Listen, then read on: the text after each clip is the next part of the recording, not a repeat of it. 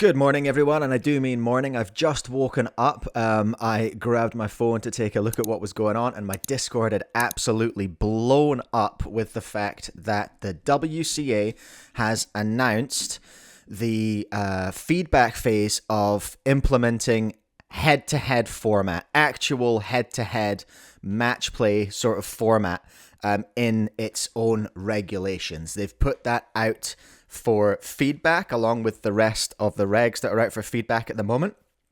Implementation of a new head-to-head format is what it's called. Kerry Jarman, the WCA delegate, is the one who has made the announcement. And what I'm going to do today is I'm going to go through the announcement and I'm going to go through the explainer document as well. So this is kind of just an audiobook version of what's happened. I haven't read the whole thing yet, so this is first time reading it for me.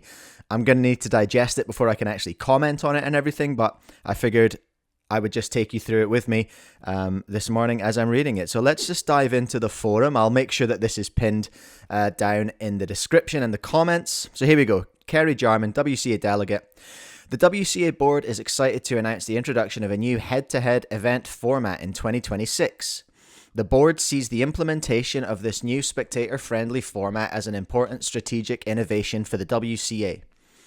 Introducing the head-to-head format event is a vital part of the WCA's broader strategy to enhance our public profile, and we see this format as not just fun for competitors, but thrilling for a wider audience, positioning speedcubing to be recognized as a sport. It's killing me not commenting on any of this, but I'm just going to try and read it. But yeah, I'm with you so far, WCA. Duh, this all makes sense. Many will remember the energy around the Red Bull Rubik's Cube World Cup events. Energy, is that a pun?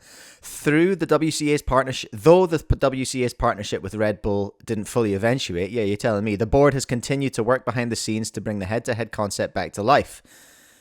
So have a lot of other people. I'm not commenting. This initiative is designed to open up new sponsorship and professional pathways for everyone involved. Of course, sounds great. The WCA Regs Committee, WRC, has made significant progress on defining the regulations for this new format and is now ready for community feedback on the detailed regulations.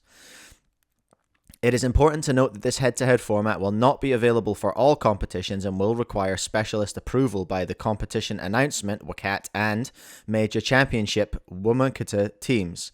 The WMCT is working on an eligibility framework and a proposed timeline that will be made available after the regulations are finalized.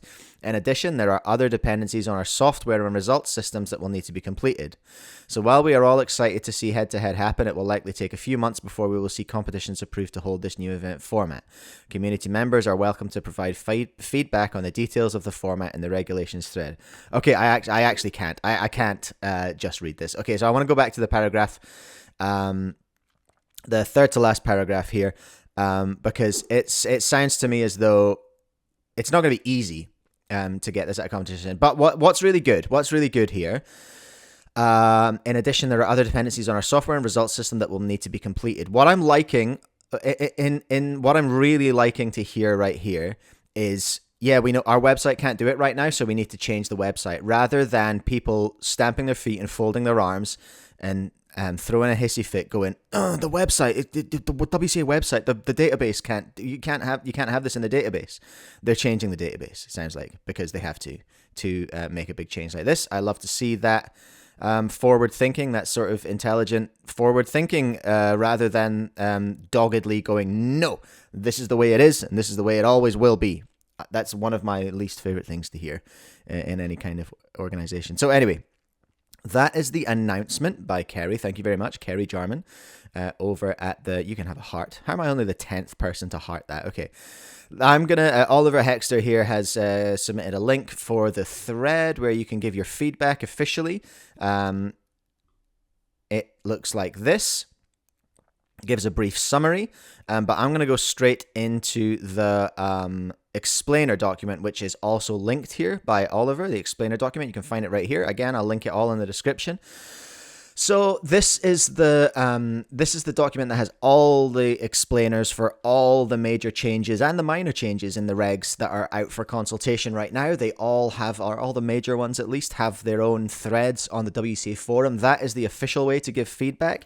You can, and I encourage you, of course, to leave comments on the video and like and subscribe and all that stuff. But if you want to be heard by the WCA, you can't just lose your mind in my comments or a Facebook group or a Discord. You have to go to the forum and you have have to make your case there, okay? That is how you actually talk to the WCA, okay? You can't just rage out in the comments. Understood? All right, let's have a look at the explainer. So P001, introduce head-to-head format. And there's a GitHub link as well. I'm not going to go there because I don't think I need to right now. The rationale for change. The introduction of a new head-to-head format is an important strategic project for the WCA. The format's design was agreed on by the WCA board following consultation with relevant WCA teams. The WRC have prepared draft regulations to support the introduction of this format. So this part, I probably will just try and charge through. This is just an audiobook version of this announcement, basically, so that I can understand it. I've not read this yet. This is first time reading it. Format overview. 2 competitors perform simultaneous attempts with the fastest solve winning a point, okay? The first to 3 points wins a set, okay? Matches are first to 1, 2, or 3 sets. This is all sounding very familiar, first of all, isn't it? Head-to-head rounds are structured as a single elimination tournament with 4, 8, 12, or 16 competitors, sure. Head-to-head is only available for final rounds and only for 3x3, 4x4, 3 blind, and 3x3 one-handed. All right, here we go. Here's our first point of contention. This is where all the heat. This is where a lot of heat came on PSL. It's only 3x3, 4x4, 3 blind, and one-handed. So cue lots of people losing their minds in the comments, going, "Hey, what about my event? What about my event?" We can talk about that at length later. Availability of head-to-head. Head-to-head is only available at selected top-level competitions. So that's interesting. Selected top-level competitions. What does that mean? The restriction is not included in the draft regulations, but will be created and enforced by the WCA Competitions Announcement Team and WCA Major Championships Team. Head-to-head is available for the following events: 3, 4, 3 blind, 3 blind, and one-handed. So what's selected top-level competition? So I'm immediately just like, well, do we get this at New Zealand Nationals? Would we get this at a North Island or South Island Championships? What does selected top-level competitions mean? I would like more clarity on that, obviously. But hey, it's just the start. Hey, relax, everyone. It's just the start. It's just the draft. These events are highly popular and are expected to have the greatest spectator appeal. Sure. The length of sols, well, that's, subjective, but yeah, sure. The lengths of sols for top competitors does not lead to excessively long matches. That's an interesting thing to say. I mean, 4x4 and 3 blind, I suppose, at top level are relatively close. Potentially, you could argue. Okay, sure, whatever. That's subjective, but yeah, sure. No sprint events, no 2x2. Okay, sure. Head-to-head is only available for final rounds. If a competition has more than one round of an event with a head-to-head final round, then the previous rounds... Oh, I'm going to try that again. Head-to-head is only available for final rounds. If a competition has more than one round of an event with a head-to-head final round, then the previous rounds follow the usual format for that event. All right, e.g. average of 5. Sure. So you'd have, if you've got multiple rounds, you would have average of 5, then head-to-head. Head-to-head. Structure of head-to-head rounds. Head-to-head rounds are structured as single elimination tournaments. Single elimination, yep, sure. With 4, 8, 12, or 16 competitors. The WRC has prepared an illustration of each structure. Ooh, well, let's take a look at the illustration then, shall we? Come on then. We have a visual guide. Okay, so it's a very, very simple single elimination bracket. Although it does get a little bit more complicated here, and 12 is a little bit more complicated because our seeds enter into round 2, so that's interesting. Seeds 1, 2, 3, and 4 essentially miss the qualification round. Okay, all right, sure. I don't have a problem with any of that. That makes sense to me. I think at first glance, anyway. Seedings for the head-to-head round are based on the previous rounds for competitions with multiple rounds, or determined by a competition's qualification requirements otherwise. For national and continental championships using a head-to-head final, qualification for the final may only allow competitors of the relevant region to progress. Oh, that's pretty big, isn't it? That's pretty big for things like North American Championships or a European Championship or anything like that. They're saying that you're allowed to only have competitors of the relevant region progress to the knockout stage, to the head-to-head stage. And I think, if I'm right, I'll get flamed if I'm not, I'm pretty sure you can't do that currently, because haven't I seen people complaining about that? That you can't restrict entry to a competition based on where you're registered. But is this the first instance of where you can where you can restrict entry to a round based on region. I need an adult for this. I need to speak to probably Chris Mills or Manu or somebody about this. And that's my plan, is once I've read this, the next thing will be probably an emergency cubecast, and I'll go through this with someone and really talk about it. Rounds comprise a number of stages. At each stage, all competitors compete in a match against another competitor, with the winner progressing and the loser being knocked out. For rounds with 12 competitors, the top 4 competitors do not take part in the first stage. Yeah, okay, there we go. We looked at that, didn't we? But face the winners of those matches in the second stage. Following the semi-final stage, the losers take part in a third place match and the winners take part in a final match to determine an overall winner.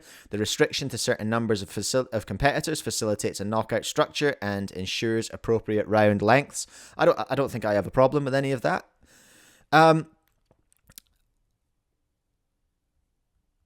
Really, I don't have a problem with any of that stuff, but I did say I wouldn't comment, but I am, it is, I suppose I am on first glance a bit sad that it's not what's the word, double knockout, double elimination. But then that would just be, it's a difficult thing to plan for time, but you don't get the cinema necessarily and the comebacks. But hey, it is what it is. I think it's absolutely fine. Single elimination knockout, totally fine. That's fine. That's fine. Structure of head-to-head matches. The 2 competitors perform simultaneous attempts, with the faster solve winning a point. The first to 3 points wins a set. Okay, so this is like Red Bull in so much as people go and solve simultaneously. Monkey League and Premier Speedcubing League don't do that. They do a solve each. This, I suppose, maybe will settle the argument that was that people have always put towards PSL, especially going, they should be solving at the same time. Well, we'll see. Someone else is going to do that. If no, okay, the first to 3 points wins a set. In the event of a tie, neither competitor wins a point, but each set is capped at a maximum of 7 attempts. If no competitor has 3 points after 7 attempts, implying at least 3 ties, well, listen, I'd love to see it. I would love to see it. Then tiebreakers are, in descending order, the competitor with the most points in the set, the competitor with the fastest single, and the highest seeded competitor. Okay. Unlikely that we'll see that, but still. Would be pretty awesome if we did. The winner of a match is the first competitor to win 1, 2, or 3 sets. This allows for some flexibility by organizers and delegates and will influence the length of head-to-head rounds. The number of sets may be varied within a round but cannot decrease between stages. For example, the final round may be run on a first to 2 sets basis to recognize its greater prominence, with prior rounds being run on a first to 1 set. Okay, all right, yeah, okay, so organizers can change whether, so the first 16, you know what I mean, where's the thing, where's the pictures? Oh, my pictures have gone. Okay, well, so the first few rounds of this head-to-head can be first to 1 set, for example, and then the last one, the final, and maybe the third place can be first to 3 sets. That's up to the delegates, it sounds like. Yeah, organizers and delegates can choose that. So there's it's kind of, I like how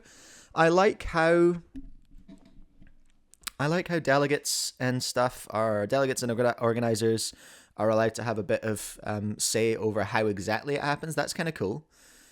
Once it's been approved by everyone, of course. What's going on with my mouse? My trackpad's goofing out. Simultaneous solving. As each point is determined by a simultaneous race between competitors, significant adjustments to regular procedures are required, of course. Both competitors have a judge, but an additional announcer coordinates each point. To keep the format spectator-friendly, competitors have a maximum of 15 seconds to indicate they are ready, once judges are ready. The announcer starts inspection for each point by calling start, okay? The announcer calls 8 seconds as usual, then 3, 2, 1, go at 11, 12, 13, and 14 seconds respectively. Okay, interesting. So a very, very closely watched inspection, and you have to inspect, and if you inspect quick, it sounds like you got to wait for the 3, 2, 1, go. So you are using all 15 seconds of your inspection. Spectators may start solving Go when Go is called and may not start beforehand. So yeah, you cannot start solving before Go. Duh, makes sense. The coordinated inspection procedures lead to a spectator-friendly race between competitors for each point. Sure. Competitors are required to start after 14 seconds so that a slight delay would not exceed the usual 15 seconds maximum. While normal over-inspection penalties do not apply, an attempt may be disqualified or DNF'd but at the judge's discretion if a competitor starts early or late. Okay, so goofing around, stalling on the timer, you can get DNF'd by the judge. That's interesting.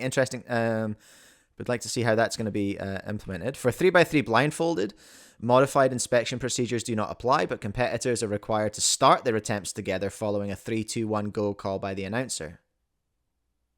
Okay, that makes sense, because 3 blind, of course. So 3 blind solves, they're not going to coordinate the starting of the exec phase, the execution phase. And that makes total sense, because your inspection is included. Results and records.